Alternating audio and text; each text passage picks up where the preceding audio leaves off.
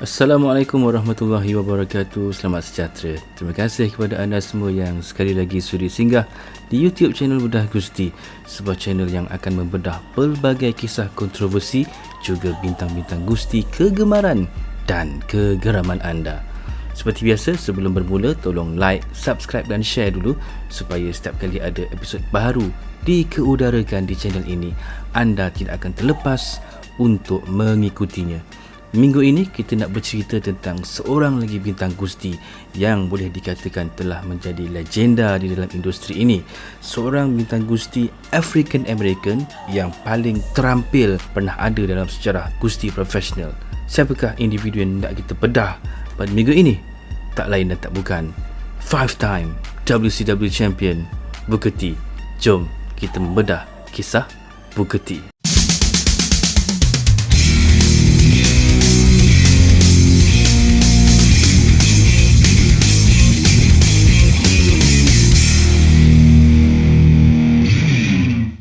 Booker T atau nama sebenarnya Robert Booker Theo Huffman Jr. merupakan seorang bintang Gusti African American yang telah mencipta banyak kejayaan, khususnya ketika bergusti di World Championship Wrestling atau WCW bersama-sama dengan abangnya iaitu Stevie Ray. Booker T telah memenangi banyak kejuaraan, terutamanya kejuaraan beregu di WCW, di mana kalau nak dijumlahkan keseluruhan kejuaraan yang pernah dipegang oleh bintang ini adalah sebanyak 35 daripada semua promotion yang telah beliau sertai. Selain menjadi seorang bintang Gusti yang mendominasi division beregu, Booker T juga merupakan juara dunia sebanyak 6 kali dengan tagline-nya 5-time WCW champion yang terus diingati sehingga ke hari ini. Booker lahir sebagai Robert Booker Theo Huffman Jr. pada 1 Mac 1965 di Glendale, Louisiana. Beliau merupakan anak bongsu dari 8 adik-beradik, tetapi bapanya telah meninggal dunia ketika Booker baru berusia 10 bulan. Setelah kehilangan bapa mereka, keluarga Booker telah berpindah dari Louisiana ke Texas dan Booker telah membesar di kawasan kejiranan Houston South Park, di mana di sinilah beliau mula terlibat dan menanam minat kepada Gusti profesional. Ketika Booker berusia 13 tahun, satu tragedi telah menimpanya apabila ibunya yang pada satu ketika sedang berusaha nak memperbaiki kipas siling di rumah mereka telah terjatuh dan menyebabkan terpaksa dibedah akibat kecederaan yang dialami, tetapi oleh kerana berlaku komplikasi selepas pembedahan itu, ibunya telah pun meninggal dunia, meninggalkan Booker tinggal dengan kakaknya dalam suasana yang penuh kedaifan dan kemiskinan, sampai satu ketika bekalan elektrik dan air juga terputus kerana mereka tak mampu nak membayar bil tersebut. Oleh kerana kemiskinan yang melanda keluarga Booker bersama dengan kakaknya itu, beliau telah tercicir daripada belajar di sekolah dan kawasan kejiranannya pada waktu itu dikelilingi oleh pengaruh-pengaruh yang tidak sihat, khususnya untuk seorang remaja yang baru nak membesar, dengan unsur-unsur dadah, berparti liar dan sebagainya, menyebabkan Booker telah terdedah dalam satu suasana yang kalau tak betul-betul boleh menjerumuskannya ke kancah yang tidak sihat. Dan Booker ketika baru berusia 17 tahun telah pun bergelar seorang bapa, dan oleh kerana rasa tanggungjawab itu, Booker telah bekerja di sebuah restoran makanan segera iaitu Wendy's. Tetapi oleh kerana berlaku salah faham dengan pengurus di restoran tersebut, Booker dah berpakat dengan kawan-kawan dia, tak puas hati aku dengan bos kita ni, jom kita rompak restoran ini malam karang.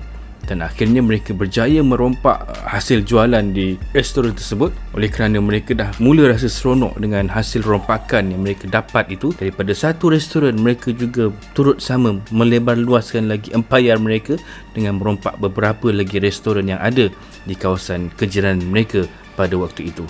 Akhirnya mereka diberkas pada tahun 1987, di mana Booker telah pun dimasukkan di sebuah penjara yang diberi nama PAC 2, dan dalam pertuduhannya beliau telah dijatuhkan hukuman penjara selama 5 tahun. Tetapi oleh kerana Booker berkelakuan baik, maka dalam tempoh hanya 19 bulan Booker menjalani hukuman dan dilepaskan dengan diberi parole selepas itu. Dan antara mereka yang membantu Booker untuk kembali menjadi seorang manusia berguna adalah abangnya, Lash Huffman, ataupun lebih dikenali sebagai Stevie Ray. Dan pada tahun 1989, abang Booker, Lash atau Stevie Ray, telah bercakap dengan Booker dengan mengatakan, apa kata kita join satu sekolah latihan gusti ini yang dikendalikan oleh seorang penggusti dan juga seorang ahli bina badan bernama Ivan Putski. Booker tertarik dengan tawaran tersebut, tetapi malangnya beliau memerlukan wang yuran pendahuluan sebanyak $4,000, sesuatu yang beliau tak miliki pada waktu itu. Ialah baru keluar penjara kan, baru nak start hidup semula, jadi memerlukan masa untuk beliau mengumpul duit itu. Nasib baik Booker yang ketika itu bekerja di sebuah storage company telah diberikan peluang oleh bosnya ketika itu, di mana bosnya itulah yang telah memberikan dana untuk Booker menjalani latihan gusti di sekolah kendalian Ivan Putski itu. Di sekolah latihan tersebut, Booker telah berlatih di bawah kendalian seorang penggusti bernama Scott Casey. Daripada style Booker yang ketika itu nampak macam gangster, telah menukar karakter Booker kepada seorang sport entertainer dengan mengajarnya in-ring psikologi dan juga perkara-perkara yang berkaitan dengan gusti secara amnya pada waktu itu. 8 minggu kemudian, Booker telah muncul buat kali pertama dengan membawa watak sebagai G.I. Bro di promotion Western Wrestling Alliance. Watak ini merupakan watak macam seorang askar lah. Ada kena-mengena dengan Sergeant Slaughter juga, yang merupakan salah satu karakter di WWE waktu itu. Tapi malangnya promotion WWE yang mereka beraksi itu tidak bertahan lama. Booker kemudian bergusti pula di Texas Independent Circuit bersama-sama dengan abangnya Lash, yang ketika itu juga telah menukar nama kepada Stevie Ray. Oleh kerana aksi yang ditonjolkan mereka itu berjaya menarik perhatian, seorang promoter bernama Skandor Akbar telah mengambil mereka bekerja untuk Global Wrestling Federation GWF, di mana ketika itu beliau dan Eddie Gilbert merupakan individu yang bertanggungjawab mengelolakan promotion ini. Dan Gilbert telah mempersatukan Booker dan abangnya Stevie Ray membentuk sebuah pasangan beregu yang diberi nama sebagai Ebony Experience. Dan di sini mereka sempat memenangi kejuaraan beregu GWF pada 31 Julai 1992, dan di sinilah mereka telah membina reputasi mereka dengan bergelar juara beregu sebanyak 3 kali. Tapi malangnya ketika di GWF ini, oleh kerana mereka adalah pasangan berkulit hitam, maka di situ berlaku sedikit cercaan dan makian oleh kerana ada yang bersifat agak perkauman kepada mereka dengan melontarkan kata-kata yang tidak sepatutnya, mengeluarkan N-word dan sebagainya kepada pasangan Stevie Ray dan Booker T pada waktu itu. Tapi Booker bijak mengendalikan situasi tersebut, di mana beliau tampil dengan aksi-aksi yang cepat menangkap dan menarik minat para penonton. Dan di sinilah beliau telah mencipta gerakan breakdance yang dipanggil sebagai spinneroonie. Seterusnya berjaya menutup mulut-mulut mereka yang mencemuh kumpulan Ebony Experience sebelum itu. Booker dan abangnya Stevie Ray telah menandatangani kontrak bersama World Championship Wrestling selepas Sid Vicious merekomen nama mereka kepada pihak pengurusan. Dan pada Ogos 1993, mereka muncul buat kali pertama sebagai sebuah pasukan beregu bernama Harlem Heat, di mana ketika ini Booker telah dinamakan sebagai seorang individu bernama Cole dan Stevie Ray pula membawa watak sebagai Kane. Mereka merupakan pasangan beregu berwatak jahat ataupun heel tag team dan telah bersama-sama menyertai pasukan Harley Race dan Colonel Robert Parker di perlawanan War Games di acara Fall Brawl pada tanggal 19 September 1993 dengan menentang Sting, Davey Boy Smith, Dustin Rhodes dan juga Shockmaster. Mereka kalah dalam perlawanan ini, tapi oleh kerana nama-nama besar terlibat dalam perlawanan War Games ini menyebabkan nama Harlem Heat cepat naik di WCW pada waktu itu. Pada tahun 1994, mereka mengambil khidmat Sensational Sherry sebagai pengurus mereka dan mereka menukar semula nama mereka kepada Booker T dan Stevie Ray atas permintaan mereka sendiri kepada pihak pengurusan WCW. Penghujung tahun 1994, mereka telah memegang kejuaraan tag team WCW setelah berjaya menewaskan Star and Stripes gandengan The Patriot dan Marcus Alexander Bagwell pada Disember tahun tersebut. Booker membuat penghijrahan kepada karier solo apabila memenangi kejuaraan TV WCW daripada Disco Inferno pada 29 Disember 1997 di satu episod Nitro. Kemudian menentang Perry Saturn dan Rick Martel di acara Super Brawl 8, di mana dalam perlawanan tersebut Martel sepatutnya yang diangkat sebagai pemenang dan juara, tetapi oleh kerana beliau terlibat dengan masalah kecederaan lutut, maka Booker T lah yang mengisi slot tersebut dan diangkat sebagai juara baharu WCW TV Champion waktu itu. Ketika musim bunga tahun 1998, Booker mula berkonfrontasi dengan Chris Benoit, di mana Benoit telah menyebabkan Booker kehilangan kejuaraan TV semasa menentang Fit Finlay sebelum itu, dan kesudahannya Booker dan Benoit telah terlibat dalam Best of 7 series, di mana pemenang akan layak untuk menentang Finlay bagi merebut semula kejuaraan tersebut. Ia merupakan pertemuan pertama mereka sebelum beberapa tahun kemudian mereka beraksi dalam format yang sama, Best of 7 series, dijenama WWE SmackDown pula. Dan setelah 7 perlawanan berakhir dengan ada interference daripada Bret Hart dan Stevie Ray, Booker T akhirnya memenangi siri perlawanan tersebut, dan pada 14 Jun beliau memenangi semula kejuaraan TV WCW. Booker telah diberi kepercayaan sebagai seorang main eventer pada tahun 2000 setelah pengurusan baharu WCW di bawah kendalian Vince Russo ketika itu tidak bersetuju dengan Hulk Hogan dan sering bertelagah lah dengan beberapa faktor politik dan sebagainya, menyebabkan Vince Russo telah memecat Hogan secara live di acara Bash at the Beach ketika perlawanan Hogan menentang Jeff Jarrett, yang mana Jeff Jarrett kena baring dan merelakan Hogan menindahnya, tapi oleh kerana ia tidak dipersetujui oleh Hogan, maka Hogan meninggalkan arena dan WCW pada waktu itu, dan di acara kemuncak secara impromptu Booker T telah diletakkan sebagai pencabar terbaharu untuk kejuaraan tersebut dan akhirnya menang kejuaraan heavyweight dunia WCW buat kali pertama.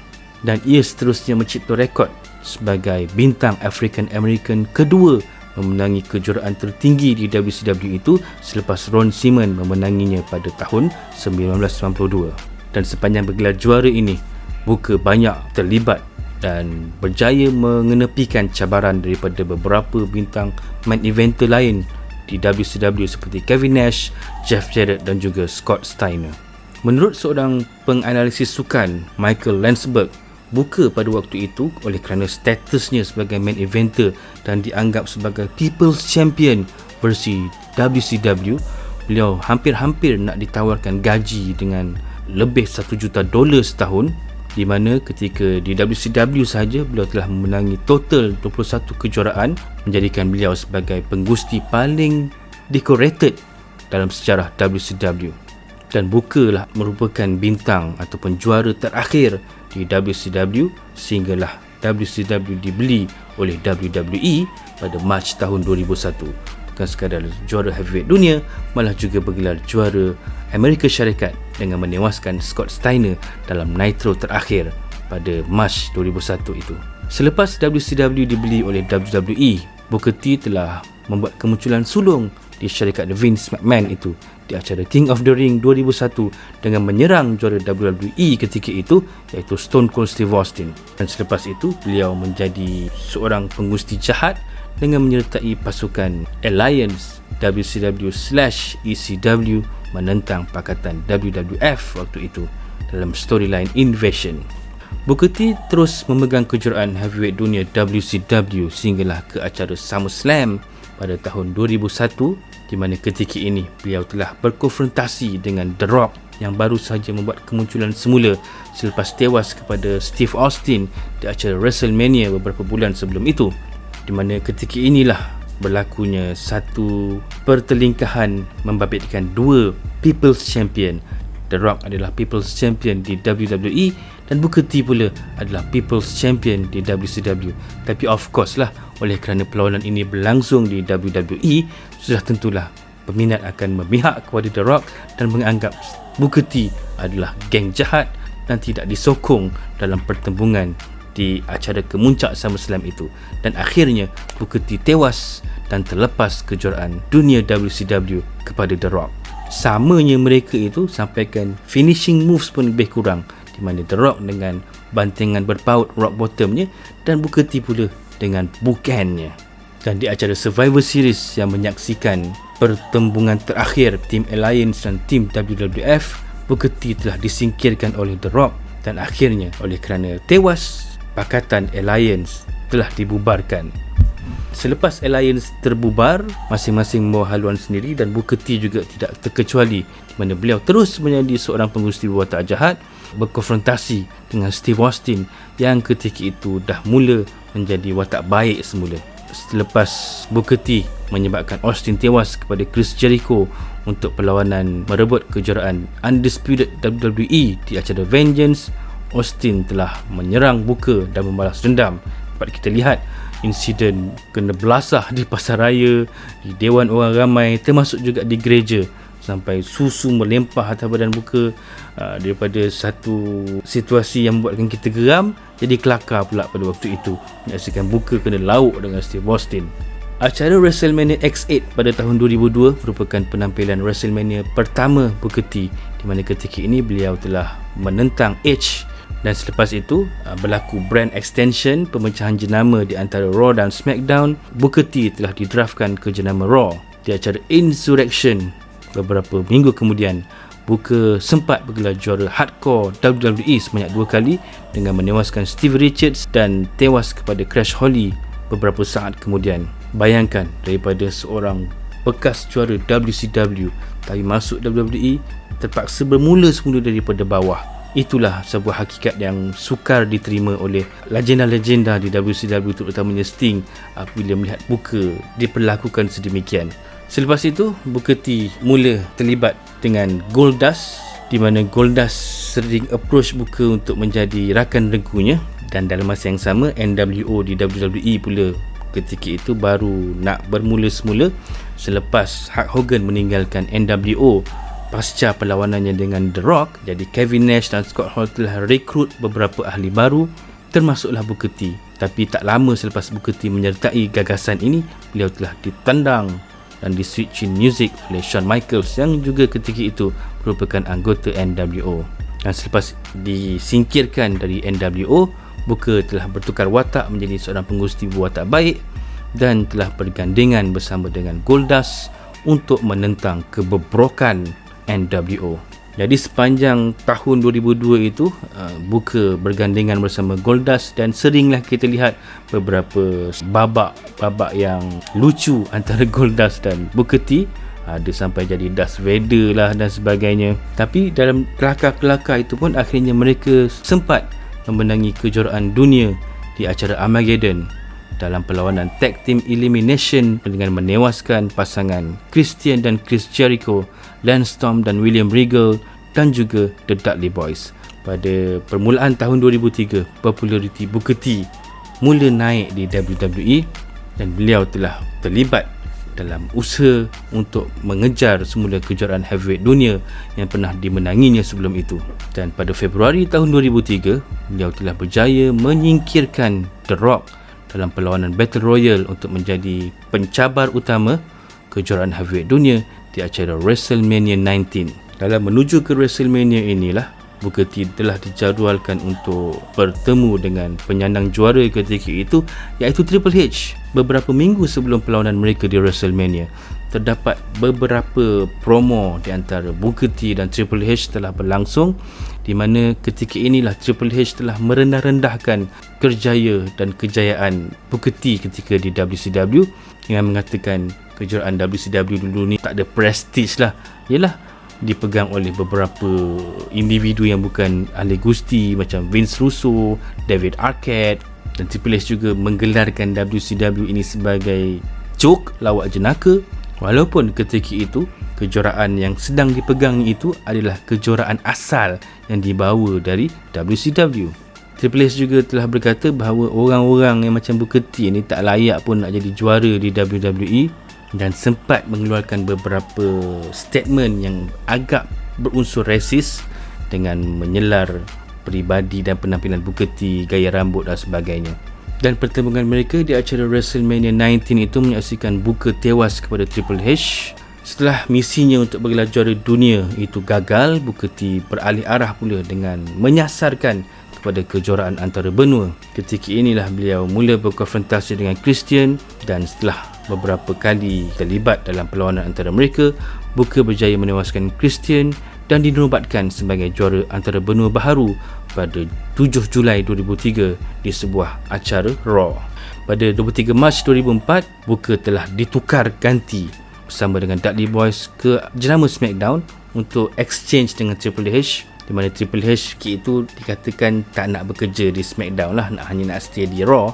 Dan ketika di SmackDown ini, Booker berubah karakter semula dengan menjadi seorang penggusti heel, memperkecil-kecilkan SmackDown dengan melabel SmackDown sebagai minor league, dan sempat memperkecil-kecilkan Eddie Guerrero yang ketika itu merupakan juara WWE.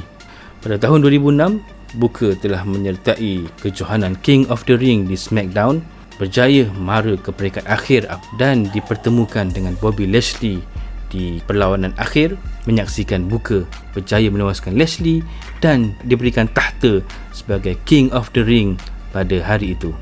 Selepas menang King of the Ring, macam biasa, tipikal seorang King of the Ring akan mengangkat dirinya sebagai seorang juara, dan di sinilah Booker telah menggelarkan dirinya sebagai King Booker bersama-sama dengan isterinya Sharmell yang ketika itu juga menjadi pengiringnya, dengan accent fake Englishnya kan. Memang watak jahat yang agak kelakar jugalah pada waktu itu. Dan King Booker sempat berkonfrontasi dengan beberapa penggusti yang hebat pada ketika itu seperti Rey Mysterio, dan berusaha untuk merampas kejuaraan daripada Mysterio di acara Great American Bash, dan berjaya menumpaskan Mysterio seterusnya bergelar juara heavyweight dunia buat kali pertama di WWE. Inilah merupakan kejuaraan dunia pertama Booker di WWE. Natijah daripada kemenangan itu, Booker telah menamakan dirinya sebagai King of the World. Selepas Booker memenangi kejuaraan heavyweight dunia, beliau mula berkonfrontasi dengan bekas juara iaitu Batista yang ketika itu baru sahaja menyertai jenama SmackDown, di mana ketika inilah berlakunya satu persengketaan di luar karakter apabila ketika itu Batista dikatakan memperkecil-kecilkan jenama SmackDown, dan Booker sebagai seorang ayam tambatan jenama itu pada waktu itu berasa tak senang hati dan panas telinga lah bila mendengar cakap-cakap belakang oleh Batista itu, menyebabkan ketika penggambaran komersial untuk acara SummerSlam, mereka telah bertumbuk dan bergelut sampai terpaksa dileraikan oleh bintang-bintang lain yang ada pada waktu itu. Memang agak teruk jugalah Booker T pada waktu itu, tapi Batista lagi teruk kena belasah dengan Booker T. Tapi ramai jugalah yang memuji Booker T atas keberaniannya mempertahankan jenama mereka waktu itu dan mengajarlah sedikit Batista yang baru masuk tapi buat perangai di jenama SmackDown. Pada Ogos 2007, Booker T telah terlibat dalam satu kontroversi di mana beliau telah dikaitkan dengan sebuah syarikat pharmaceutical iaitu Signature Pharmacy, sebuah syarikat yang dikatakan mengedarkan performance enhancing drugs kepada para penggusti di WWE ketika itu. Dan kebetulan waktu itu Booker T juga telah digantung kerana didapati melanggar wellness policy di WWE. Walau bagaimanapun, Booker telah menafikan perkara tersebut. Dia kata beliau tak pernah menggunakan sebarang ubat-ubatan tanpa prescription dan hanyalah seorang pelanggan biasa di Signature Pharmacy. Dan pada Oktober 2007, Booker T telah meminta pelepasan untuk dirinya dan Sharmell daripada kontrak di WWE kerana dikatakan dah tak tahan dengan jadual kerja yang terlalu padat dan ingin berehat daripada bergusti. Rupa-rupanya, sebulan kemudian pada 11 November 2007, Booker telah membuat kemunculan sulung di Total Non-Stop Action Wrestling TNA sebagai pasangan misteri Sting dalam perlawanan beregu menentang Kurt Angle dan Kevin Nash untuk kejuaraan heavyweight dunia TNA. Dan ketika acara Impact pada 29 November, Booker T berkata bahawa tujuan asal Dan sebenar beliau menyertai TNA adalah nak menguji kemahirannya untuk mendepani budak-budak muda yang ada di TNA waktu itu, nak membawa juga TNA ke level yang lagi hebat, juga nak memenangi kejuaraan heavyweight dunia TNA. Di TNA ini, Booker T telah memperkenalkan TNA Legends Championship, sebuah kejuaraan yang orang kata kelas kedua lah selepas kejuaraan heavyweight dunia. Selepas Booker memperkenalkannya sebagai Legend Championship, beberapa kali kejuaraan ini bertukar nama jadi Global Championship, jadi TV Championship, tapi Booker T lah yang memperkenalkannya dulu. Di acara Final Resolution 2008, Booker T, Kevin Nash, Scott Steiner dan Sting telah menewaskan pasukan TNA Frontline, AJ Styles, Brother Devon, Brother Ray dan Samoa Joe. Di sinilah Booker T bersama dengan Kevin Nash, Scott Steiner dan Sting telah menubuhkan sebuah gagasan yang diberi nama Man in Black Mafia dan sempat mewarnai TNA selama beberapa tahun sebelum Booker T meninggalkan TNA. Pada 30 Januari 2011, Booker T kembali semula ke pangkuan WWE dengan menyertai acara Royal Rumble, di mana Booker T telah masuk sebagai peserta ke-21 dan telah disingkirkan oleh Mason Ryan. Dan pada 1 Februari 2011 di rakaman acara SmackDown, Booker telah ditampilkan sebagai pengulas skala baharu di SmackDown, bekerja bersama Josh Matthews dan Michael Cole menggantikan tempat Matt Striker. Dan akhirnya pada tahun 2013, Booker T telah dimasukkan ke WWE Hall of Fame di atas pencapaian yang membanggakannya selama ini. Dan pada 6 April 2019, kedua-dua mereka, Booker T dan abangnya Stevie Ray, telah dimasukkan sekali lagi ke Hall of Fame, kali ini dalam pasukan Harlem Heat pula, menjadikan Booker T sebagai two-time Hall of Famer. Dan kini Booker T masih lagi beberapa kali sering ditampilkan di acara-acara WWE dengan menjadi ahli panel untuk acara kick-off dan sebagainya. Jadi itu dia beberapa cerita perjalanan karier Booker T yang boleh dianggap sebagai antara bintang African American paling berjaya dalam sejarah gusti profesional. Jadi antara beberapa fakta lain tentang Booker T adalah pada tahun 2005, Booker telah memulakan promotion gustinya sendiri di Houston, Texas, dipanggil Pro Wrestling Alliance, dan pada tahun 2012 promotion tersebut telah dijenamakan semula kepada Reality of Wrestling. Booker T juga merupakan seorang peminat sukan Formula 1, di mana pada acara US Grand Prix tahun 2012 beliau telah menjadi tetamu undangan kepada Lewis Hamilton. Dan pada 10 Disember 2016 yang lalu, Booker telah mengumumkan bahawa beliau akan bertanding untuk pemilihan Datuk Bandar di Houston pada tahun 2019, tapi malangnya ia tidak menjadi kenyataan. Mungkin Booker terinspirasi lah kejayaan Glenn Jacob atau Kane yang berjaya memenangi kerusi Datuk Bandar itu, tapi Booker nampaknya tidak ada rezeki dalam bidang politik ini dan mungkin terpaksa cuba lagi pada sesi-sesi pemilihan yang akan datang. Jadi itu dia cerita tentang Booker T yang boleh saya bedah dan kongsikan pada kali ini. Pastinya Booker T ini merupakan satu nama yang terpahat dan ada sentimental value kepada saya terutamanya dan juga kepada kita di Malaysia ini, kerana kalau kita masih ingat lagi pada tahun 2013, Booker T pernah datang ke Malaysia menyantuni kita semua dalam satu sesi jelajah yang dianjurkan oleh pihak TV3. Booker T sempat beramas mesra bersama dengan kita ketika itu, sign autograf dan sebagainya. Dan saya masih ingat lagi, saya ketika itu bersama dengan beberapa orang rakan di PGM telah diberikan privilege untuk mengiringi Booker T menjalani sesi fotografi di kawasan Tugu Negara, Kuala Lumpur. Ketika itu saya bawa saya punya belt komemoratif WWE Championship itu. Oleh kerana Booker T tak pernah menang kejuaraan ini, maka saya telah meminta beliau supaya memegang kejuaraan itu, seolah-olah nak menunjukkan bahawa beliau ada tokoh untuk bergelar juara WWE. Tapi ia merupakan satu kenangan yang terbaik lah buat kami ketika itu, dan kita pun rasa seronok kerana layanan daripada Booker T yang walaupun pertama kali datang ke Malaysia, tapi rasa bertuah dan teruja dapat bertemu dengan kita para peminat di sini. Terima kasih kepada anda semua yang sedia menonton dan mengikuti sesi bedah Booker T saya pada minggu ini. InsyaAllah kita akan berjumpa lagi membedah ramai lagi bintang gusti selepas ini. Jangan lupa like, subscribe dan share. Jumpa lagi. Assalamualaikum warahmatullahi wabarakatuh. Bye bye. Can you dig it, sucker?